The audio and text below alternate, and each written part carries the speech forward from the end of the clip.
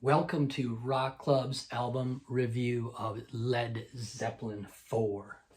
My name is Kevin Z, and I'm a lifelong musician and a music fan, and I'd like to think I've gained some musical wisdom over my 50 plus years of listening, performing, and studying music from among many favorite artists.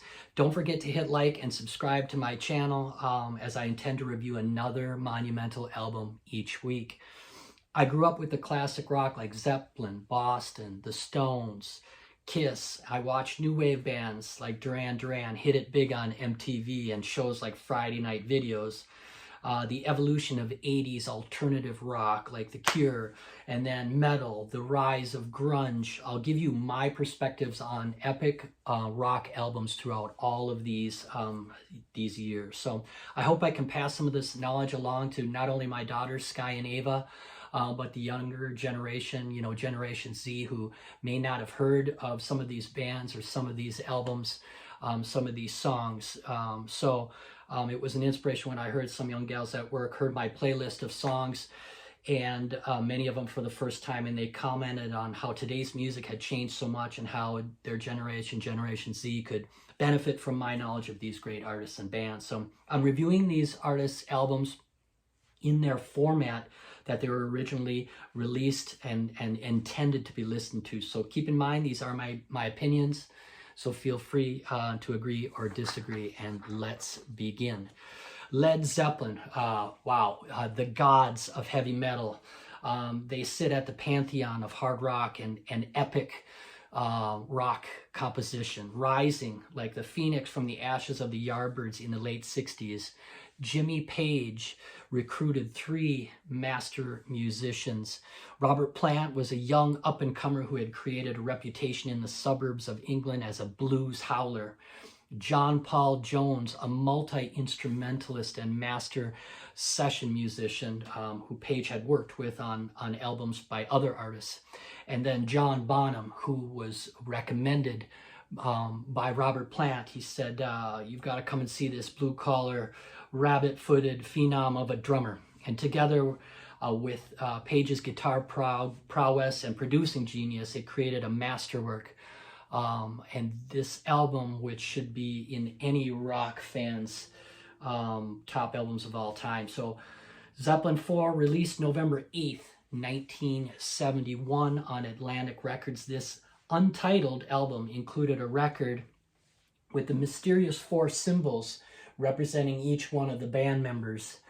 And the cover features an old man with a bundle of sticks strapped to his back. So it would become known as Led Zeppelin IV, and it was their 4th studio album release.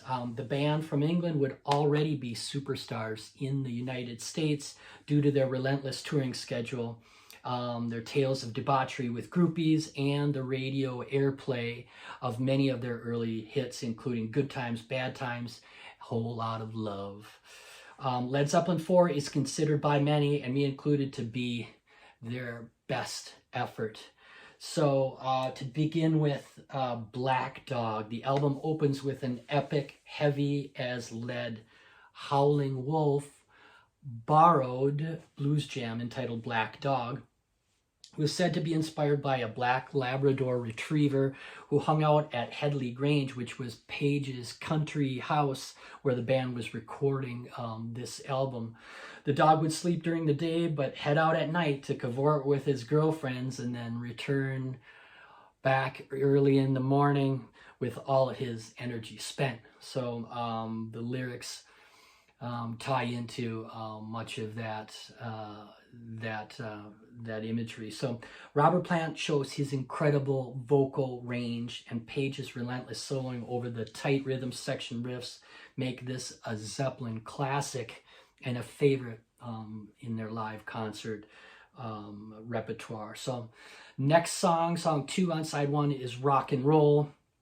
Song 2 begins with a blazing John Bonham, aka Bonzo, intro, which has given drummers fits over the years, trying to figure out where beat 1 is as the band joins in. And here's a secret: he starts on the end of 3. Anyway, this is a rousing rock and roller and a favorite of the band to perform at almost every one of their concerts. This tune would also become a radio mainstay. Third track on side one, The Battle of Evermore. Track 3 is a journey into the land of imagination with Robert Plant's lyrics inspired by reading a book about Scottish independence wars. Page does a masterful job of playing the mandolin, which he borrowed from John Paul Jones. And this song also features the only female voice ever to be heard on any Zeppelin recordings prior or after that. The guest vocalist, her name was Sandy Denny, singing as a duet with Plant. Last song on side one, wow, Stairway to Heaven. What can you say other than epic to describe this amazing song? It could quite possibly be the most played song on modern AM and FM radio formats. The song composition has also been studied and hailed as an absolute masterpiece. Page creates this masterpiece building layer upon layer of 6-string and 12-string acoustic guitars and slowly builds, while John Paul Jones plays an electric piano, adding the flute-like accompanying melodies. When the drums kick in nearly 6 minutes into the song, the band takes flight, and Page plays what I consider to be his best guitar solo ever, which, by the way, was on a Telecaster that had been given to him by his buddy Jeff Beck from the Yardbirds. So Plant said he wrote the lyrics about a woman who takes but never gives. Don't we all know one of those?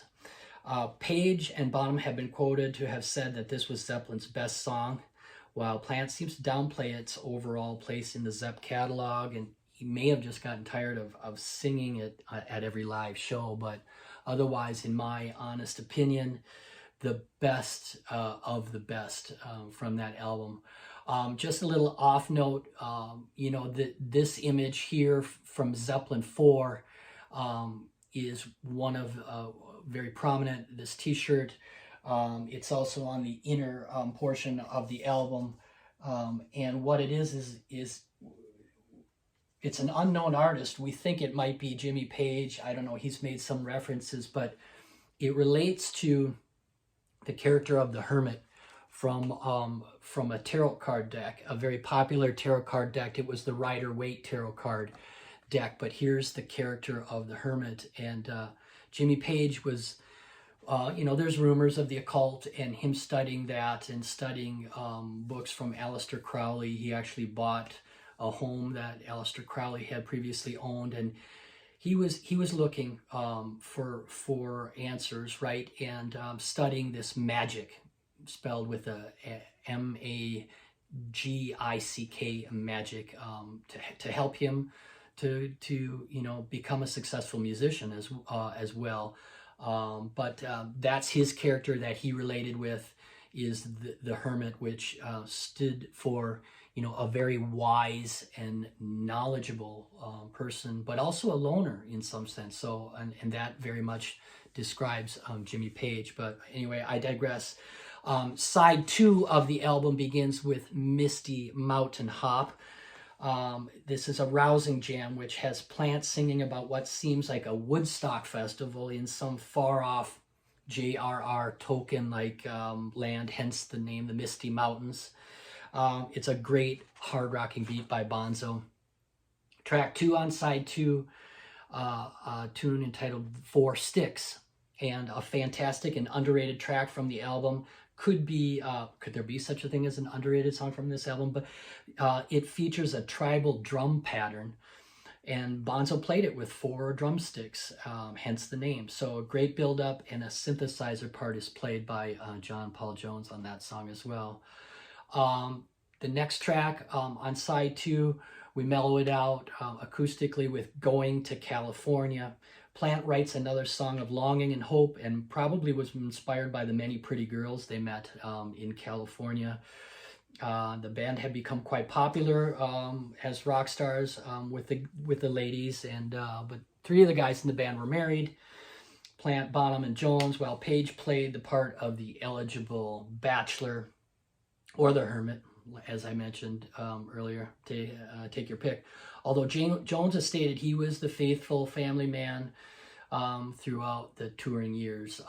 The other three guys, well, not so much. But anyway, last tune on the album, wow, When the Levee Breaks, another epic bonzo drum opening, which has become one of the most sampled hip-hop drum patterns of all time. Drums that sound like they're coming off of a mountaintop. They were actually recorded in the lobby of Headley Grange, which was Page's country manor, and using special microphone placement. It's got another classic blues riff that was borrowed by Zeppelin. You know, there's only a finite number of scales in the blues patterns. They did listen to the classics, the masters of blues, and they've mentioned, you know, they borrowed some licks, so and made them their own. Page's slide guitar masterwork is on full display in this closing tune of the album as well. So Led Zeppelin IV is a must-have for Zeppelin fans and hard rock enthusiasts of all ages. It's quite possibly one of the best albums ever recorded. Thanks for tuning in, and look for more Rock Club record reviews in the near future. Peace.